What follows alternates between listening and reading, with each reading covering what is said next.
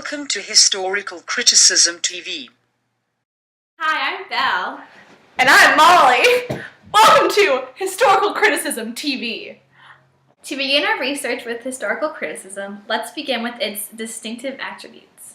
Distinctive attributes of the historical criticism are that it analyzes the historical background, taking into account the time period that the author wrote and the time period in which the story is set. As the word socio-historical suggests, the new historicism is not the same as the historical criticism practiced 40 years ago. For one thing, it is informed by recent critical theory, by psychoanalytic criticism, reader response criticism, feminist criticism, and perhaps especially by deconstruction. The new historicist critics are less fact and event-oriented than historical critics used to be, perhaps because they have come to wonder whether the truth about what really happened can ever be purely and objectively known. They are less likely to see history as linear and progressive, as something developing towards the present. Historical criticism insisted that to understand a literary piece, we need to understand the author's biography and social background, ideas circulating at the time, and a person's social environment. This school of criticism fell into disfavor as the new critics emerged. New historicism seeks to find meaning in a text by considering the work within the framework of the prevailing ideas and assumptions of its historical era. New historicists concern themselves with the political function of the literature and with the concept of power, the intricate means by which cultures produce and reproduce themselves. These critics focus on revealing the historical specific model of truth and authority, not a truth but a cultural construct, reflected in a given work. In other words, history here is not a mere chronicle of facts and events, but rather a complex description of human reality and evolution of preconceived notions. Literary works may or may not tell us about various factual aspects of the world from which they emerge, but they will tell us about prevailing ways of thinking at the time, ideas of social organization, prejudice, taboos, etc. They raise questions of interest to anthropologists and sociologists. So, new historicists insisting that ideology manifests itself in literary productions and discourse, interest themselves in the interpretive constructions which the members of a society or culture apply to their experience. Some substantial, revealing quotes from respected critics in the school are Stephen Greenblatt saying that he didn't imagine new historicism as a program or a long-range 10-year plan, or a 20-year plan even. It was a way of trying to do a new kind of work. Of course, he had hoped that it would have an impact, but he wasn't trying to start a new school or imagine himself as founding a new movement. He says that, quote, "I imagined it as expressing this powerful sense that we need to try and do things differently."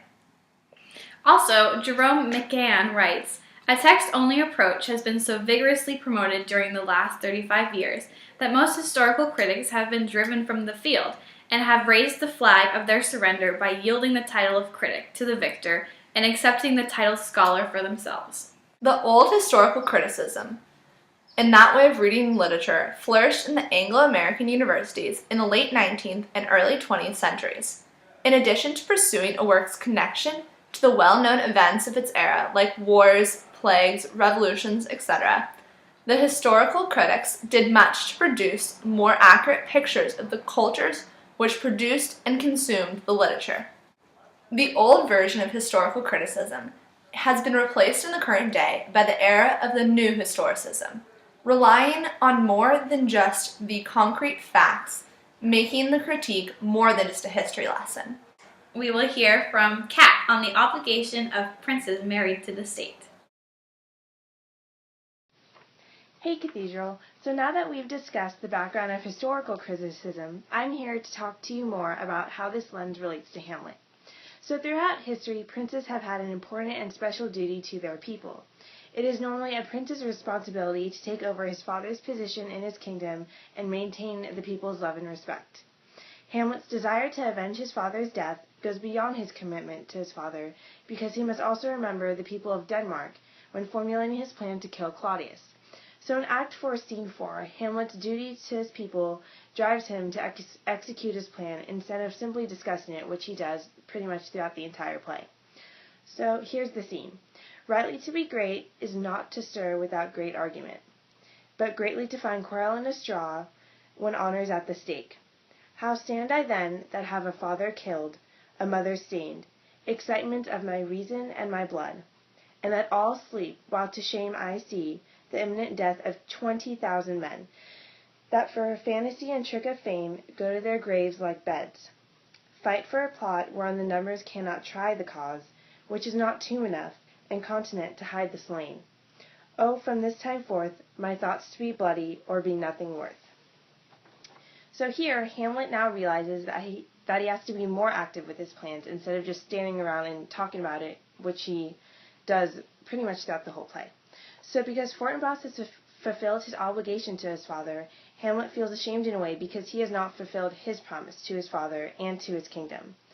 Fortinbras's actions drive Hamlet to be more assertive with his plans because he wants to carry out his promise to his father. Hamlet wants to keep his reputation at the same time among his people because their thoughts are equally as important to him. Hamlet's obligation to his father drives him to remember his people. So now that we further understand what Hamlet's thoughts were throughout this whole thing, we now understand that he needs to execute his plan more carefully because he does not want to be looked down upon by his people. Because if he openly murders Claudius, then his people would consider him an awful son to his father and a terrible leader as well. So I hope this description of Hamlet has helped you to further understand Hamlet's thoughts throughout the entire play. That's it for me, so now back to the anchor room. Now we will hear from Abby on the importance of land to show strength. An imperative subplot within the play also enlightens the audience on Hamlet's historical accuracy, the importance of land and the concept that land was equivalent to wealth, honor, and most notably, pride. Young Prince Fortinbras is first introduced in the beginning of the play, when Horatio explains that King Hamlet has slain King Fortinbras of Norway in combat, and reclaimed land for Denmark. He adds that young Fortinbras, of unimproved mettle, hot and full, is massing an army to win back the land that King Hamlet had taken. Under normal circumstances, lands lost in battle were lost in perpetuity, and that was all there was to it. In Shakespeare's time, however, there were more than one form of ownership of land which led, at times, to legal complications governing the transfer of those lands. A major focus of Elizabethan common law concerns the issue of the ownership of land and the transfer of deeds. Since land was the principal source of wealth, its value can also be thought of as a function of the income that it produces annually, state, or held for a specified length of time. If it was owned in fee simple, the death of the owner would result in it being inherited by the owner's heirs. If it was conveyed from one owner to another owner as a life estate, the ownership would revert to the original owner, or his or her heirs, upon the death of the second owner.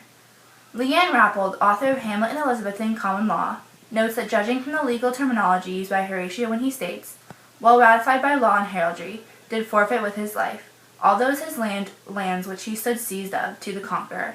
The lands lost as a result of the compact between Fortinbras and Hamlet was transferred to the winner in life estate, and therefore should have been returned to young Fortinbras at the time of the senior Hamlet's death.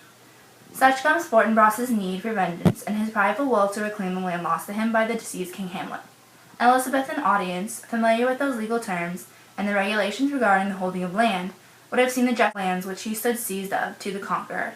The lands lost as a result of the compact between Fortinbras and Hamlet was transferred to the winner in life estate, and therefore should have been returned to young Fortinbras at the time of the senior Hamlet's death.